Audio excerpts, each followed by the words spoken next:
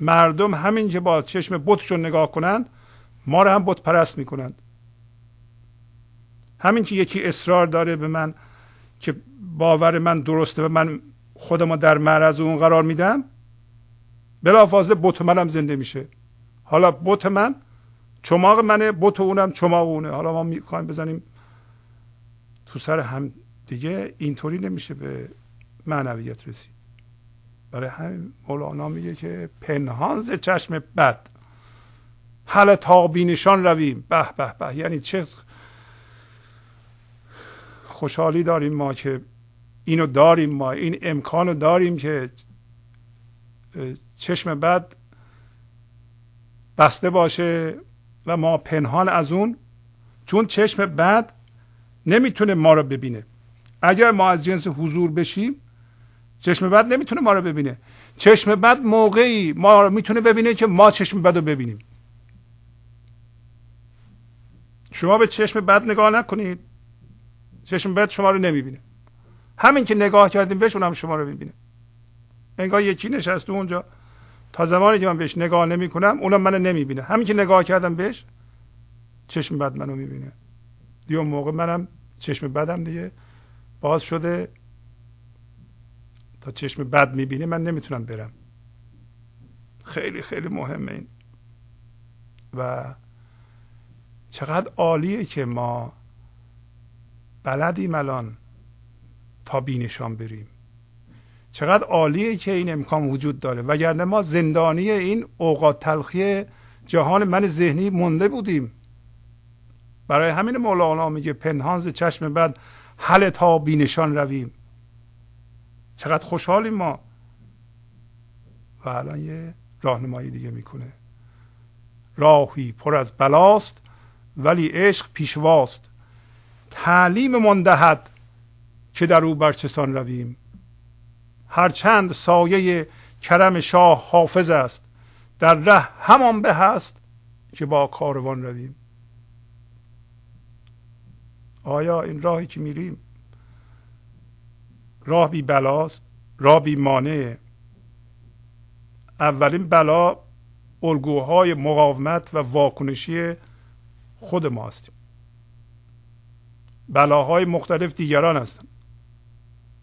تا ما بخوایم به سمت هوشیاری حضور بریم ممکنه دیگران هم مانع بشن، چشم بد دیگران و چشم بد خودمون. برای همین میگه راهی پر از بلاست ولی عشق پیشواست. عشق پیشواست. عشق ما رو رهبری میکنه، به ما یاد میده، تعلیم من دهد که در او بر چسان رویم. اگر ما چشممون رو از عشق بر نداریم،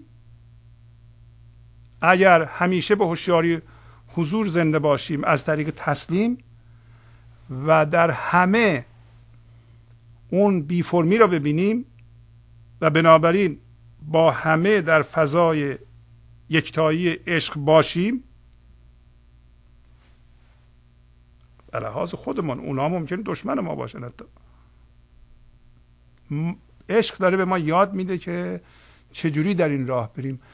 به محض اینکه چشممون رو از روی عشق برداریم ما گم میشیم. ما نمیتونیم بدون تعلیم عشق، بدون راهنمایی عشق، بدون کمک عشق، و پایین میگه که عاشقان دیگه، راهمون رو پیدا بکنیم. آیا مولانا به ما کمک میکنه یا نمیکنه؟ البته که کمک میکنه.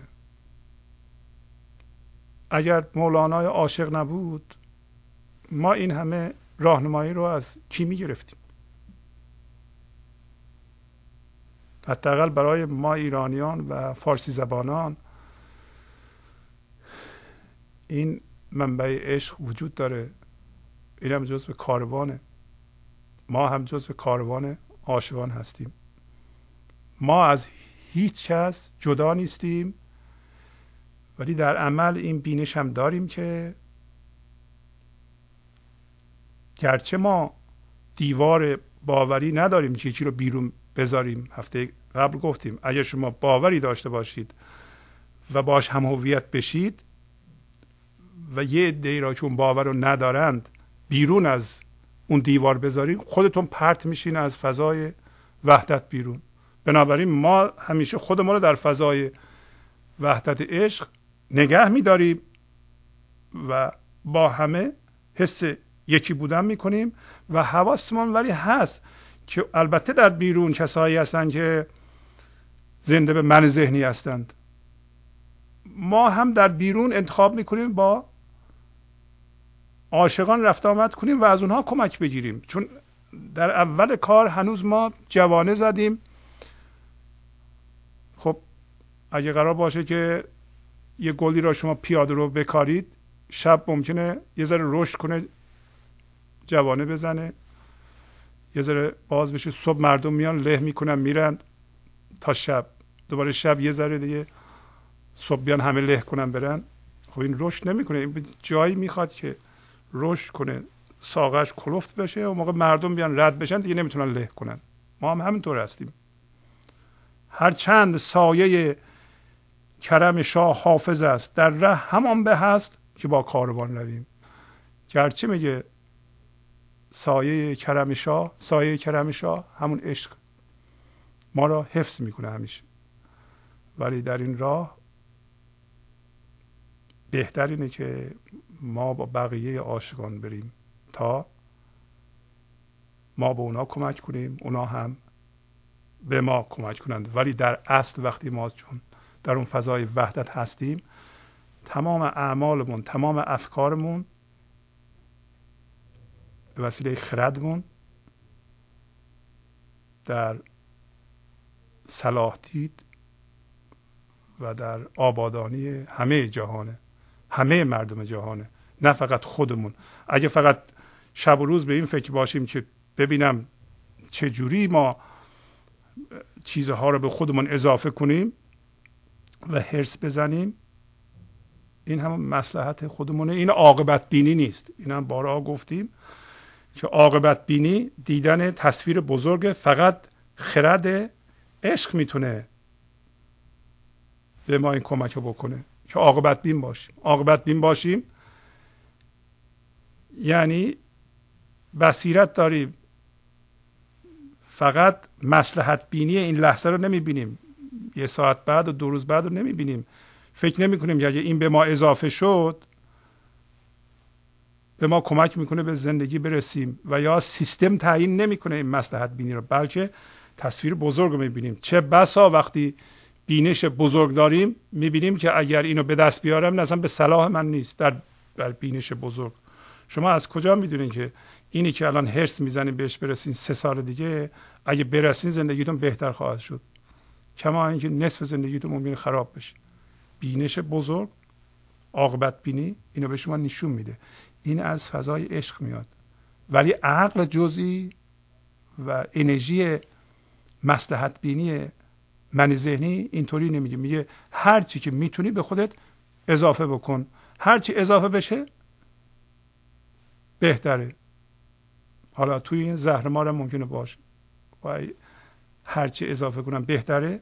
ممکنه یه چیزهای اضافه کنم که در اون تصویر بزرگ اصلا به صلاح من نیست. برای همینه که برای ما بسیار فرضه و بسیار بسیار مهمه که از این فضای آشفته ذهنی و از ذهن مصلحت بین به ذهن یا به فضای عاقبت بین بریم که در اون موقع ذهن ما هم در خدمت عقل و خرد ما در میاد.